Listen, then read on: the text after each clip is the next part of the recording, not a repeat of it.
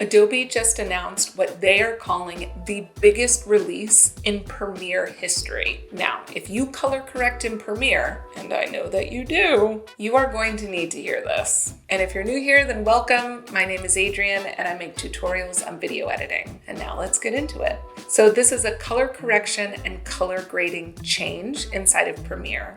It is only in beta right now, so you can continue working in your regular Premiere program until it's released for all of us to be able to use. I did download the Premiere beta and I played around with the new color interface. I'm going to walk you through a few things that I've learned how to do in the space, and then we can talk about what is going to be changing and what's next for all of us. Okay, you can see that I have up here Premiere Beta open, and I have just one clip open of a girl doing some rock climbing.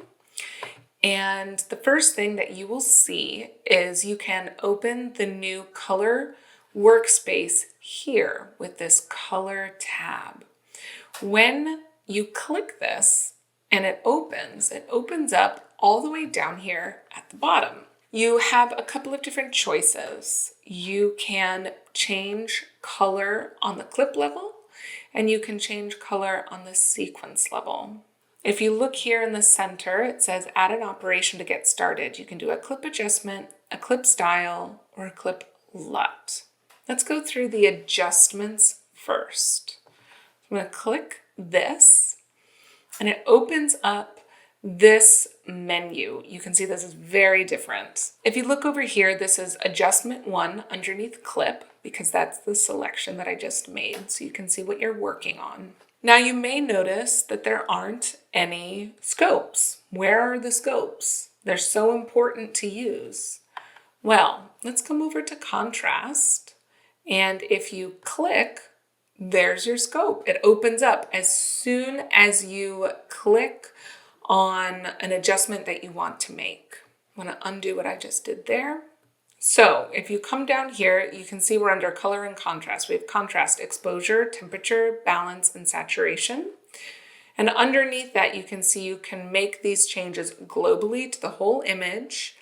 You can only select the shadows in the image and change the color of those, or the exposure. And then you can only select the highlights in the image.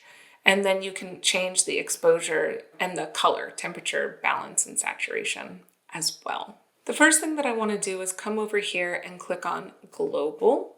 So now I have the entire image selected. I'm working with the highlights, the shadows, and the midtones. I'm going to come over to temperature, and you can see there is an eyedropper. Sample a neutral tone to automatically set temperature. Kind of sounds like white balance, doesn't it? I'm going to click the eyedropper. I'm going to come up here into the sky. This looks fairly white. I'll click here. And if you come back down, you can see under temperature, there's a little dot that has appeared. That is an indicator to you, the user, that you have made adjustments to this setting. So we have changed temperature. We have changed the white balance slightly. Now I want to take a look at my shadows and see how dark they are. So I'm going to come over here to exposure. I see they're a little bit dark, so I'm going to pull them up just a little bit. And all I did was click, hold, and then move my mouse up. And now I'm going to come over to highlights, select those, and let's see where those fall. Those seem a little bit high as well. So I'm going to click, hold, and drag the highlights down just a touch. So we just addressed color and contrast. So now let's come over to color shift, and you can see we have saturation shift, hue shift, and luminance shift. So if you come down here, you can see that the software has identified most of the colors that you're going to find in the program monitor for us. So we can select them and change them as we want to. So if you hover your mouse over each of these, you can see what the colors are in the program monitor as they are selected. And then if you want to be sure you're selecting the right color, you can always use the eyedropper. Sample hue, from the image. So let's go ahead and sample our rock climber's skin tone.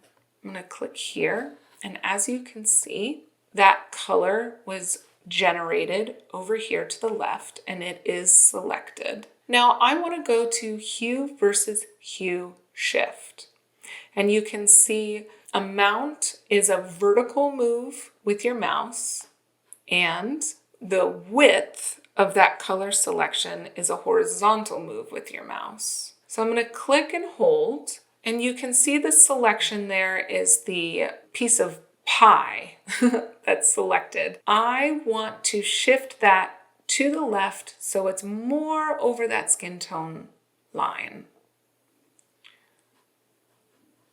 I'm going to narrow how much I've selected by moving to the left, and then I'm going to shift it down so that it is hovering right over that skin tone line, and release. All right, let's review that one more time. We still have her skin tone selected. You can see that down here. I'm going to come over to hue versus shift. I'm going to click and open up our scope. That piece of pie that's selected, that is the skin tone selection. And I'm going to shift it a little bit down so it's hovering a little bit more directly over that skin tone line. And then I'm going to click. And as you can see, we have the little dot underneath hue shift. So we've made a minor adjustment to her skin tone. Let's try under the clip again. You could do this under the sequence, but we're only working with one clip, so we're just going to keep working with a clip. Let's add an operation. Click, and we just did an adjustment. That opened up this panel, so now let's add a clip style. If you click this, this is what opens. So there are all of these presets that you can select. And if you click it, you can see the change that shows in the program monitor.